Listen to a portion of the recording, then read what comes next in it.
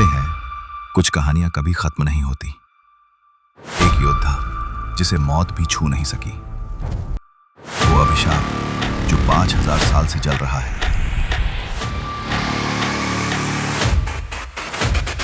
हे अश्वत्थामा, तू अमर रहेगा, तेरा घाव कभी नहीं भरेगा और तू युगों तक इस पृथ्वी पर भटकता रहेगा। तेरा जीवन ही तेरे पापों का दंड बनेगा। ये दुनिया मेरे दर्द को नहीं समझ सकती।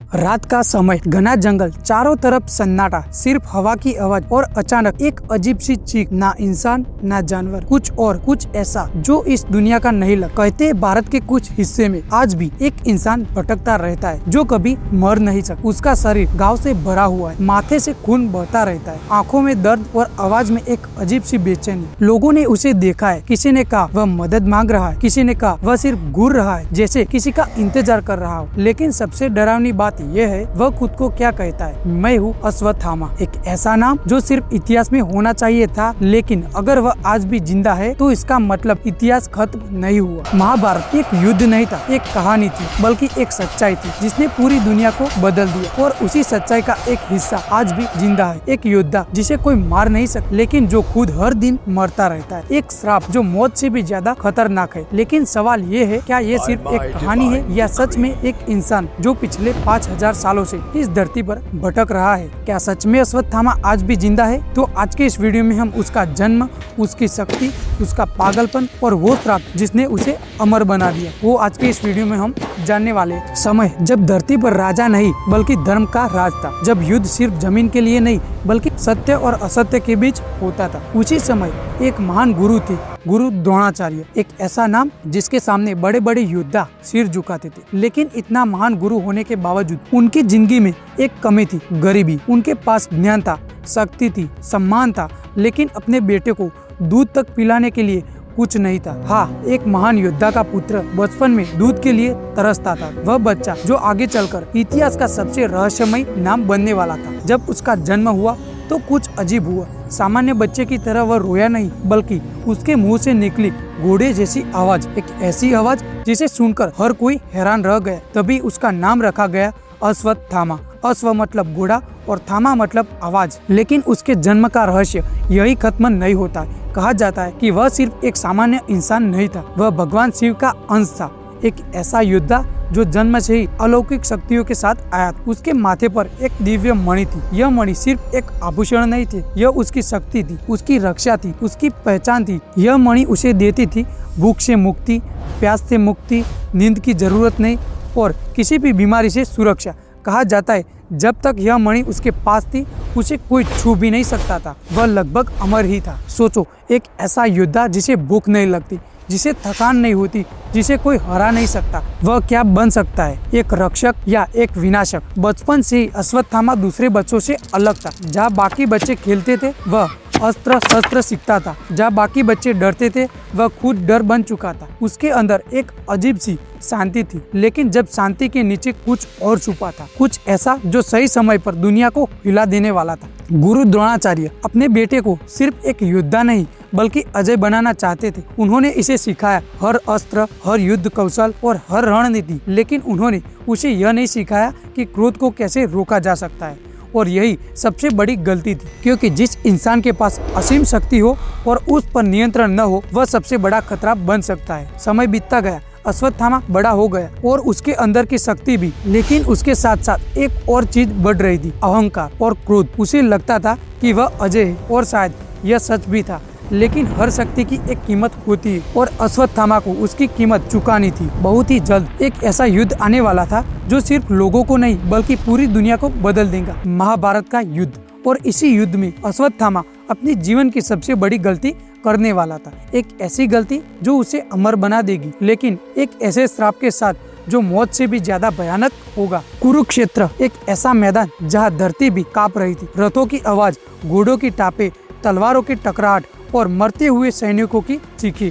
यह कोई साधारण युद्ध नहीं था, यह था धर्म और अधर्म का अंतिम टकराव। एक तरफ पांडव और दूसरी तरफ कौरव, और कौरवों की सेना में एक ऐसा योद्धा जिसका नाम सुनकर दुश्मनों के दिल कांप उठते थे। उसका नाम था अश्वत्थामा। वह सिर्फ लड़ नहीं रहा था, वह तबाही मचा रहा था। जहाँ से वह गुजरता वहाँ सिर्फ लाशें बचती थी। उसकी आंखों में डर नहीं था, ना ही दया, सिर्फ एक ही चीज थी, विनाश। दिन बीतते गए, युद्ध और भी भयानक होता गया। दोनों तरफ महान योद्धा गिरते गए, भीष्म, कर्ण, अभिमन्यु। हर दिन इतिहास बदल रहा था, लेकिन अश्वत्थामा के अंदर कुछ और भी बदल रहा था। उसका गुस्सा धीरे धीरे बढ़ रहा था, क्योंकि वह देख रहा था कि उसके अपने लोग एक एक करके मर रहे हैं। और फिर आया वो दिन जिसने सब कुछ बदल दिया। गुरु द्रोणाचार्य, अजय योद्धा जिसे कोई हरा नहीं सकता, पांडवों के लिए सबसे बड़ी चुनौती थी। उन्होंने हारने के लिए एक योजना बनाई, एकजुट। कहा कि अश्वत्थामा मारा गया है। यह खबर गुरु द्रोणाचार्य तक पहुंची। उन्होंने युधिष्ठिर से पूछा, जो कभी झूठ नहीं बोलता था, और युधिष्ठिर ने कहा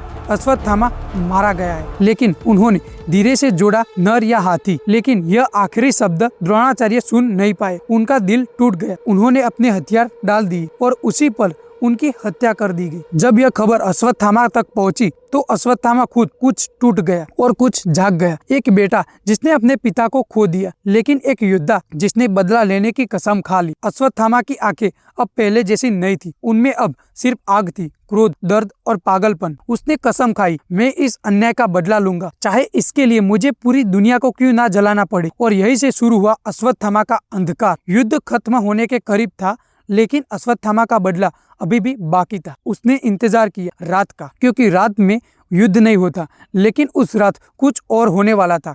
एक ऐसा कांड जो इतिहास में सबसे काले अध्याय में लिखा जाएगा। सोते हुए लोग निर्दोष निहत थे, और एक योद्धा जो अब योद्धा नहीं रहा, वह बन चुका था कुछ और, कुछ खतरनाक, कुछ जिसे कोई रोक नहीं सकता था। अगली रात इतिहास बदलने वाला था, और अश्वत्थामा अपनी सबसे बड़ी गलती करने वाला था। रात हो चुकी थी, कुरुक्षेत्र अब शांत था। दिनों तक चले युद्ध के बाद आज पहली बार कोई आवाज नहीं थी। सैनिक सो रहे थे, थके हुए, और यह सोचकर निश्चित कि अब सब खत्म हो चुका है। लेकिन एक इंसान था जिसके अंदर युद्ध अभी भी जिंदा था, अश्वत्थामा। उसकी आंखों में नींद नहीं थी, सिर्फ जलता हुआ क्रोध था। उसके पिता की मौत उसके मन में बार बार घूम रही। धोखा, झूठ, अन्याय, ये शब्द उसे पागल बना रहे। और फिर उसने फैसला लिया, एक ऐसा फैसला जो उसे इतिहास का सबसे भयावह नाम बना देगा। वह धीरे धीरे पांडवों के शिविर की तरफ बढ़ रहा था। रात गहरी थी, सब सो रहे थे, कोई जाग नहीं रहा था। कोई नहीं जानता था कि मौत उनके बहुत करीब है। अश्वत्थामा शिविर में घुस गया। उसने चारों तरफ देखा, निर्दोष लोग सोते हुए, लेकिन उसकी आंखों में दया नहीं थी, सिर्फ बदलाव। और फिर उसने हमला कर दिया। एक एक करके सोते हुए लोगों को मारना शुरू कर दिया। कोई चीख भी नहीं पाया, क्योंकि मौत उनके सपनों में ही आ गई थी। उस रात अश्वत्थामा ने पांडवों के पुत्रों को मार डाला, निर्दोष बच्चों को मार डाला। यह युद्ध नहीं था, यह नरसंहार था। सुबह जब यह खबर फैली तो हर कोई स्तब्ध रह गया। पांडव टूट चुके थे, द्रौपदी रो रही थी, और भगवान कृष्ण सब देख रहे थे। जब अश्वत्थामा उनके सामने आया तो पहली बार वह खुद डर गया, क्योंकि जिसके सामने वह खड़ा था वह कोई साधारण इंसान नहीं था, वह थे भगवान कृष्ण। कृष्ण ने उसकी आंखों में देखा और कहा, तूने अधर्म की सारी सीमाएं पार कर दी है, तूने युद्ध के नियम तोड़े हैं, तूने निर्दोष का खून बहा है, इसीलिए तुझे मृत्यु का वरदान नहीं बल्कि अमरता का श्राप मिलेगा। अश्वत्थामा कांप उठा, क्योंकि अमरता अब उसके लिए वरदान नहीं बल्कि सजा थी। कृष्ण ने उसकी मणि निकाल ली, और उसी पल उसकी सारी शक्ति खत्म हो चुकी थी।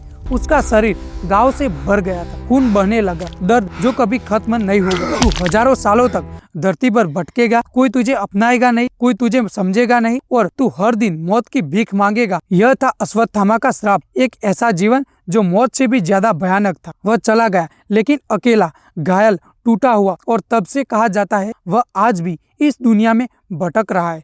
लेकिन क्या किसी ने उसे देखा है? क्या वह आज भी जिंदा है? सदियों बीत गए, राज्य बदले गए, सभ्यताएं बदली, इतिहास किताबों में बंद हो गए, लेकिन कुछ कहानियां कभी खत्म नहीं होती।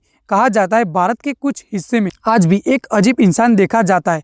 लंबे बाल, फटे कपड़े, और शरीर से आती एक अजीब सी गंध। उसकी आंखें जैसे हजारों सालों का दर्द समेटे हुए। लोग कहते वह किसी से बात नहीं करता, लेकिन कभी कभी वह सिर्फ एक ही चीज मांगता है, महरम। जैसे उसके गांव आज भी भरे नहीं है। कुछ लोग दावा करते कि उन्होंने उस मध्य भारत के घने जंगलों में देखा है। रात के समय में जब सब कुछ शांत हो जाता है, अचानक एक परछाई दिखाई देती है, धीरे धीरे चलती हुई। ना कोई आवाज, ना कोई डर, बस एक अजीब सी मौजूदगी। मध्य प्रदेश के घने जंगल में कई साधु संतानों ने दावा किया है कि उन्होंने अश्वत्थामा को देखा है। कुछ ने कहा है वह बहुत लंबा है, कुछ ने कहा उसके माथे पर आज भी घाव है और उस घाव से खून बहता रहता है। एक साधु ने बताया वह मेरे सामने आया, उसने कुछ नहीं कहा, बस मेरी आंखों में देखा और फिर धीरे से बोला मुक्ति। कुछ लोग कहते यह सब कल्पना है, डर और आस्था का खेल, लेकिन हर कहानी के पीछे कुछ न कुछ सच होता ही है। ऐसे कई गांव है जहाँ लोग आज भी मानते हैं कि रात में बाहर नहीं निकलना चाहिए क्योंकि वह घूमता है। कुछ जगहों पर लोगों ने अजीब आवाजें सुनी है, ना इंसान ना जानवर कुछ और। क्या यह सब सिर्फ अंधविश्वास है या सच में कोई हजारों सालों से इस धरती पर भटक रहा है? विज्ञान कहता है यह संभव नहीं है, कोई इंसान इतने सालों तक जिंदा नहीं रह सकता। लेकिन महाभारत खुद एक रहस्य है और अगर वह सच है तो उसके पात्र भी सिर्फ कहानी नहीं होते।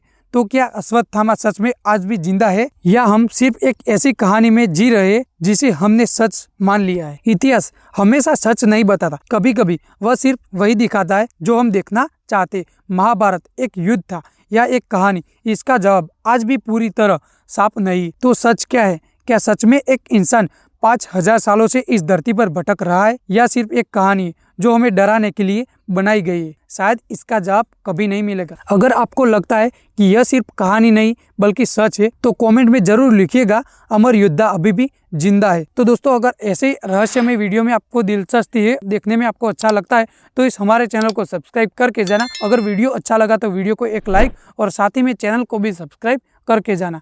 और जल्दी मिलेंगे एक ऐसे ही रहस्यमय वीडियो के साथ।